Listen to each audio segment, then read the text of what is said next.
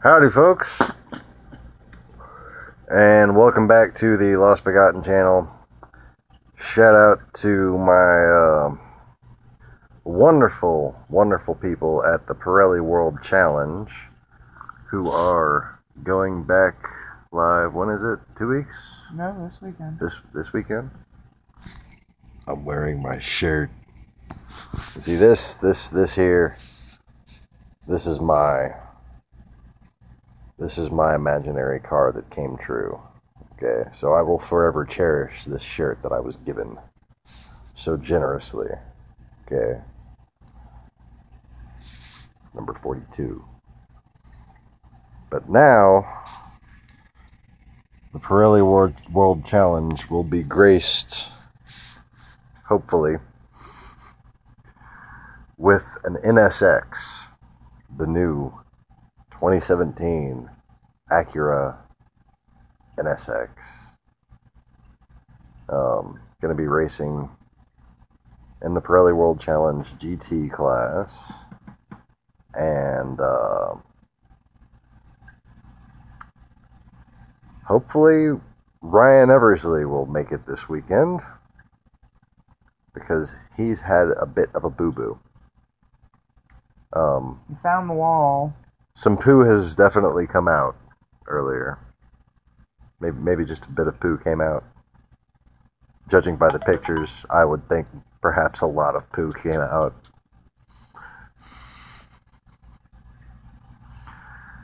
The whole front left of the car is kachunked. And it doesn't look like it went back to the frame. It looks like it collapsed properly where it was supposed to, but it's just the one picture that I got to see. And judging by his comments, he lost it when he was back on the power. And I wish I could have seen a video or seen what kind of track layout he was, or what exactly that corner was like, what it was coming into it, what the braking zone was like, what the balance was like going into that braking zone. So I could give him some pertinent advice, but I'm not on Facebook anymore, so I can't sit there and bug him. So I got to go through possibilities. The first thing I think is, what fucking data are they using? Like, okay, the new NSX is not the old NSX, right?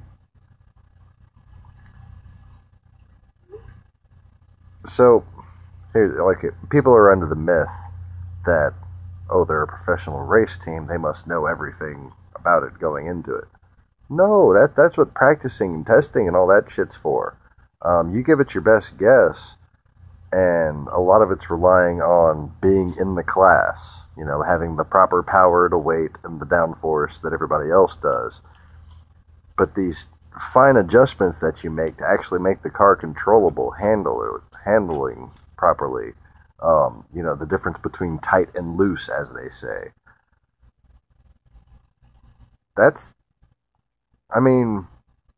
Unless you have a data set that comes from experience, you're guessing with the best of them.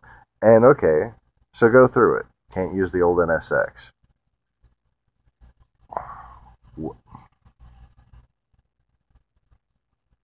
What else are they going to use? The only cars with similar weight distribution are going to be cars in which the driver is positioned further back. And, that while that doesn't necessarily affect the mechanics of it,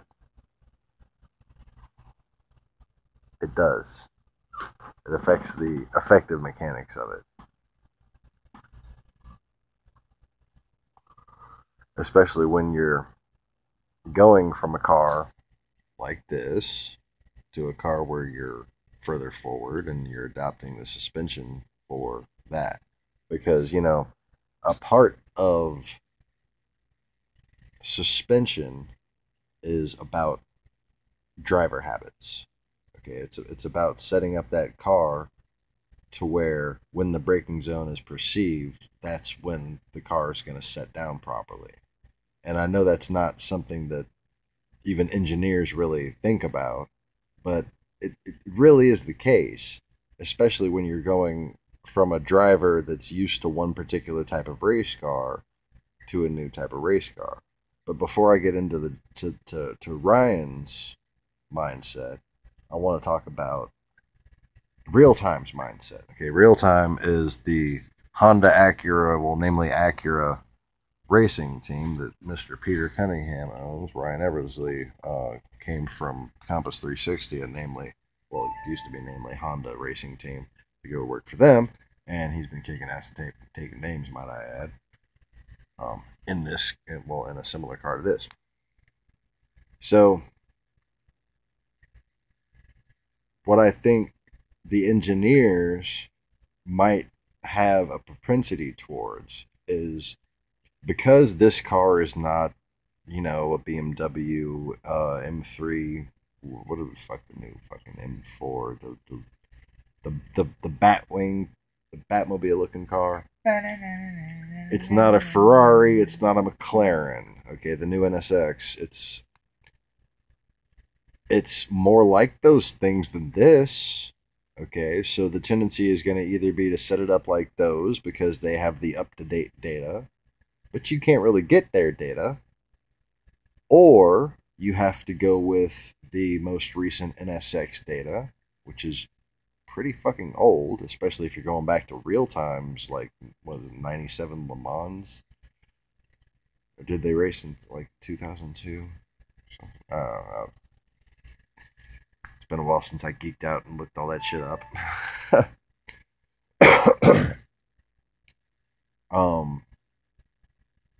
And then there's Super GT data.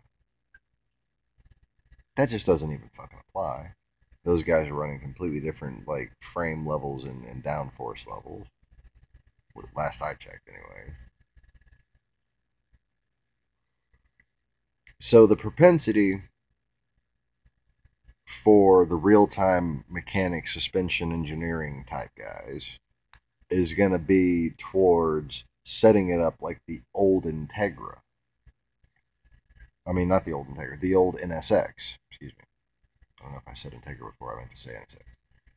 The old NSX. And by doing so, they're making it the opposite of what Ryan Eversley, going from front drive to rear drive as far as regular cars go, not prototype challenge. I don't follow his fucking career closely or anything.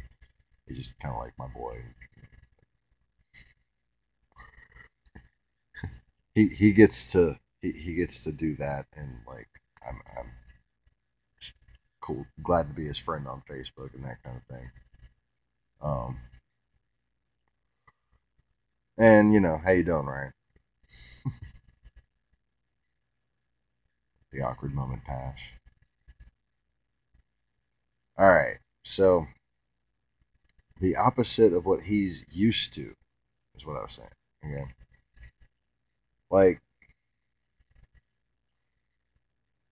I don't know if I could explain this to somebody who doesn't at least obsessively play Gran Turismo, let alone set up race cars. When you're in a normal car that is a non-supercar, that is, a car with the engine in front, all right, there's more weight in front, so the ass doesn't tend to come around, okay? And this can, benefit daily driving, but it's not the fastest configuration for racing. The fastest configuration is having the ass and the weight towards the ass. You want the junk in the trunk, That's why prototype cars, formula cars, all do it like that.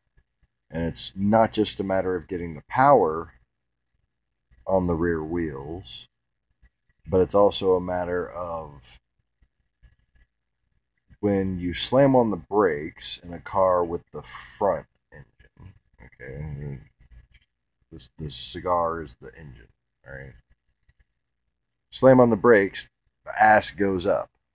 Well, if the engine's in the back, ass isn't going to go up as much. The problem is when you slam on the brakes in a car that's rear engine, that ass might go sideways if you just slightly get off camber one way or the other.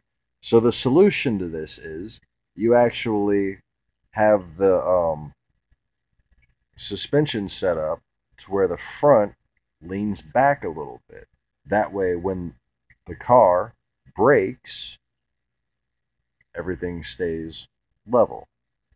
And that's basically to get a rear engine car to handle more like a front engine car.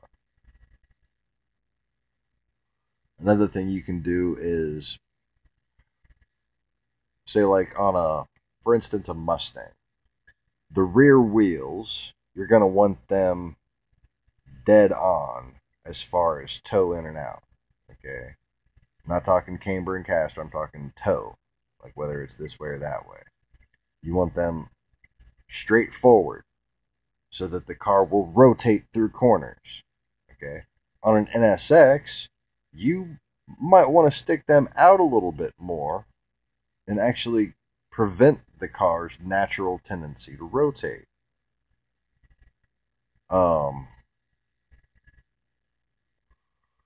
Then you have the spring rates.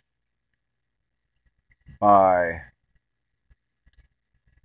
increasing the height of the front, you can allow for a softer spring rate in the front and keep it from bouncing around as much and go with a bigger roll bar. Okay. And on the back, you want a more independent suspension so it'll be more stable. So people go with stronger springs and a smaller roll bar.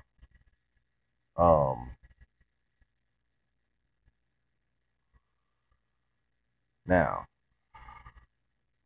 Ryan's got to find a way to help those engineers figure out, are they too happy that it's an NSX and trying to dial it in very NSX-like, okay, and trying to take advantage of that rear engine too much? Or are they dialing that into the driver and doing what I'm talking about, which is, loosen up that rear, loosen up the front, and the car will actually feel tighter to him. Tightness will feel loose to somebody who's used to a front engine car.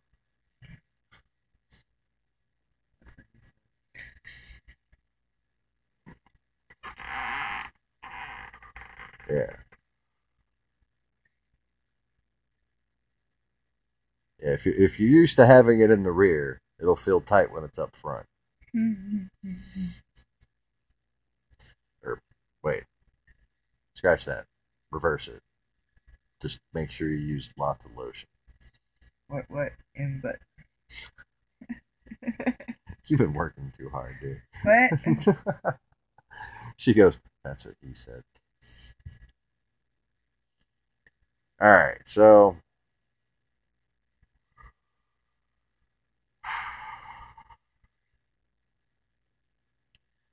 what seems to me to be the problem, like the reason why the data, like, I don't know, I don't even know whether or not they're using the hybrid system on this car, whether or not they're doing like they did with this car, just making it a fucking race car. But if it doesn't have the hybrid system, then it's got a completely different torque curve than what people have been tuning digitally with the prototype on Gran Turismo, for instance. And when it comes to the way a rear-wheel drive car handles, it's very much about the torque. You can be a lot less aggressive with everything if you got less torque down low. I mean, you can be a lot more aggressive, a lot less stability oriented.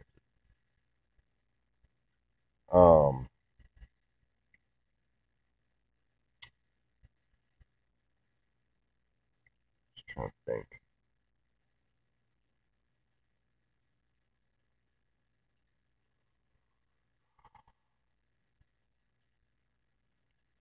So, depending on track position, how it happened.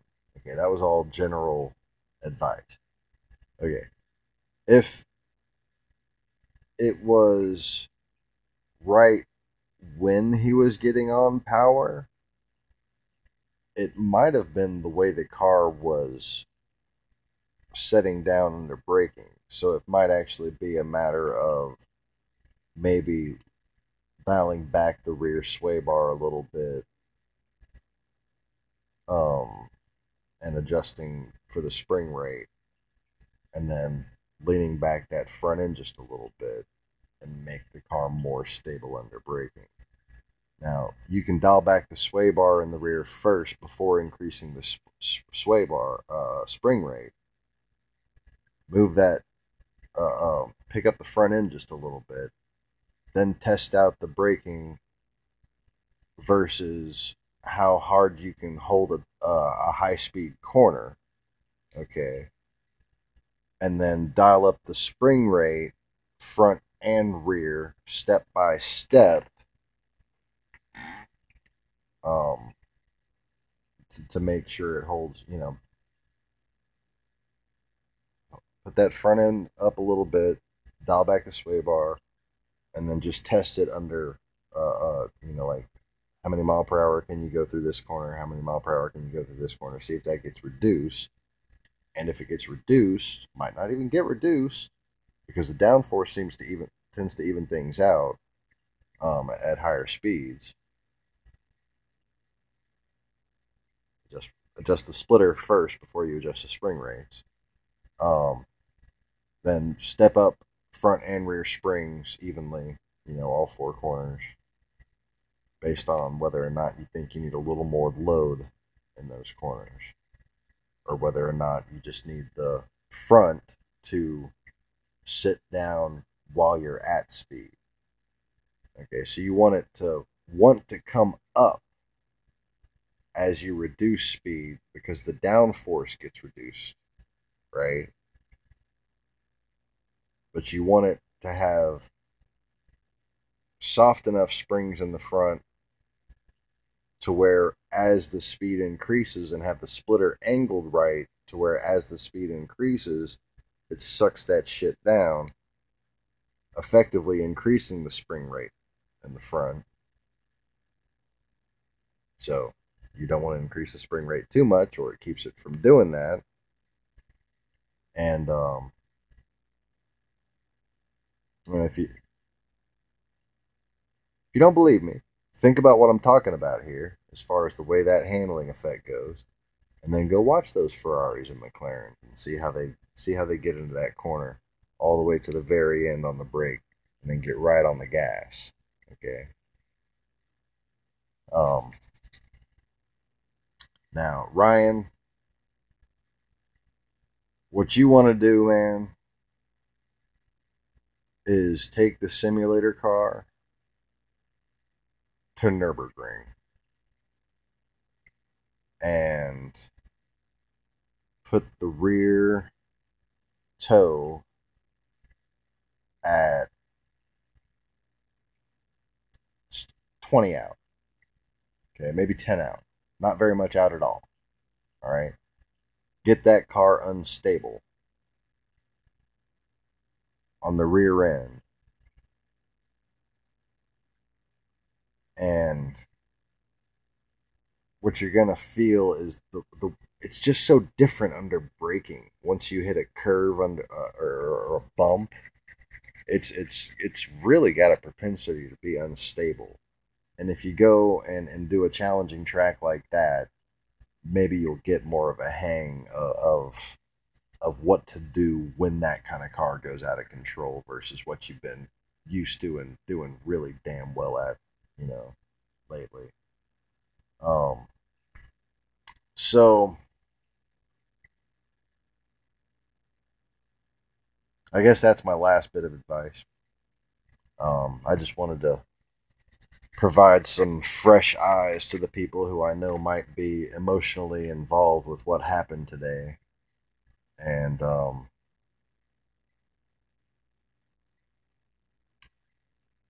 just Just like when you're working on a car, sometimes a fresh set of hands, fresh set of eyes. Offering my advice in case it's valuable. Because I love this team. I support them. And glad you're okay, Ryan. And thanks everybody else for watching this. And let's pray for the new season to go off safely and for some good racing to happen. And you got anything to say, babe? Pudding Pops. She says pudding pops. And I agree. And on that bombshell, it's time to end. Click the like button and stuff. Peace.